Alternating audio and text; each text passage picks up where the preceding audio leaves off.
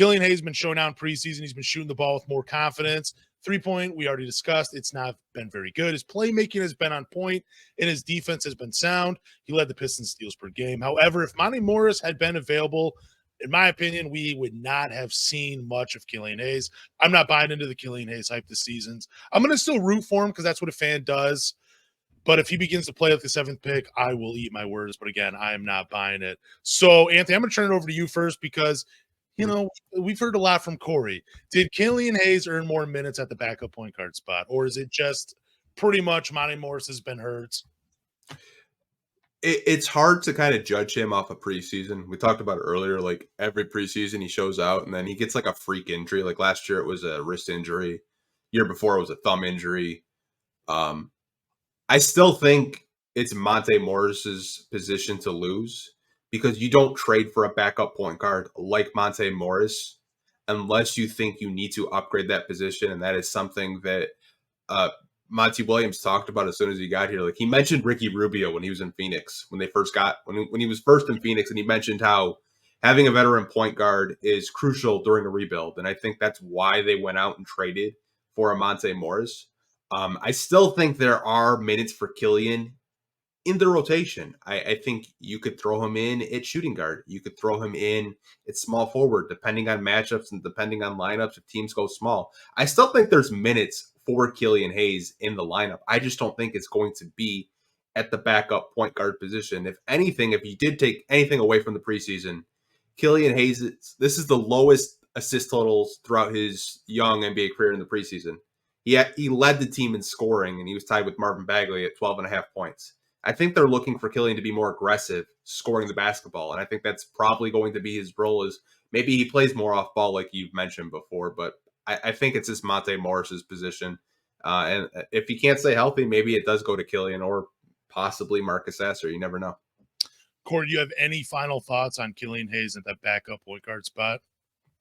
No, it just pretty much be echoing like a broken record what Anthony said. I just think that right now it's Monte Morris's spot to lose. I mean, he's a veteran guard, that guy that can go ahead and supplement the offense when Cade is on the bench, and he's done it.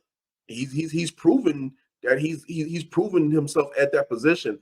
I think what will happen with Killian is just more so, again, whatever you said, probably find him somewhere at shooting guard. Not sure about the 3 spot, but I mean, like, again, depends on how if they're doing small ball or whatnot.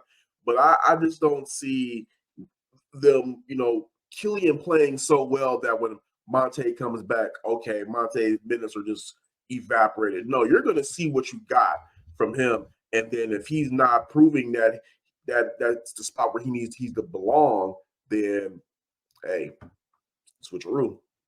So what about, do you buy into the Pistons are showcasing Killian Hayes for a potential trade? Because, again, I will reiterate that if there are injuries, I see a need for Killian Hayes, but when the team is all healthy, I just don't see a need for Killian Hayes on the Pistons. So what are the chances the Pistons were just showcasing him for a potential trade? I mean, it's very well possible. I mean, we've heard rumors of them shopping him, and nothing has come to fruition as of yet.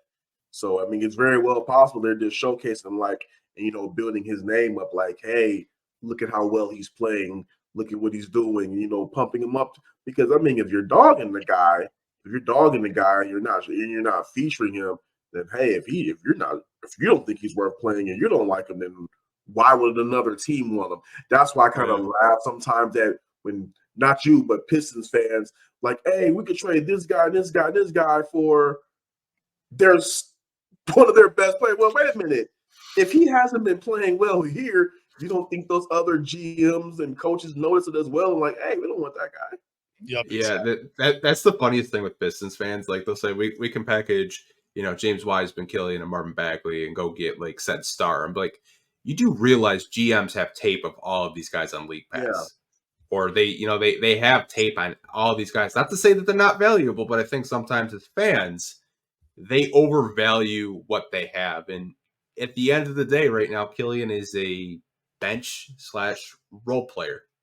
I mean, we saw it with the Nuggets this year, like Reggie Jackson, Ish Smith, KCP. all high level role players, but they were never going to get you stars.